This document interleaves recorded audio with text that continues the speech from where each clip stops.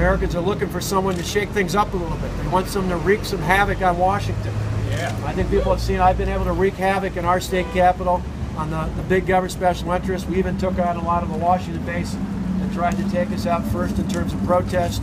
We pushed big, bold reforms, and then they tried to take me out in the recall. We took people from here and all across the country to help us defeat that recall.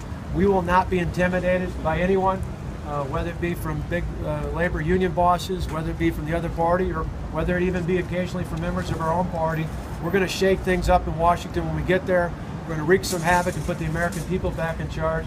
We're going to start on day one with things like getting rid of Obamacare and putting patients and families back in charge of their health care decisions, and to make sure the Congress will act on it. On day one, I'm going to get rid of their carve-out that President Obama gave the Congress so that they and their staff have to live under the same rules as everybody else when it comes to Obamacare. We think that'll light a spark under their tails to get things moving. And we're going to repeal. On day one, I'm going to terminate the bad deal with Iran.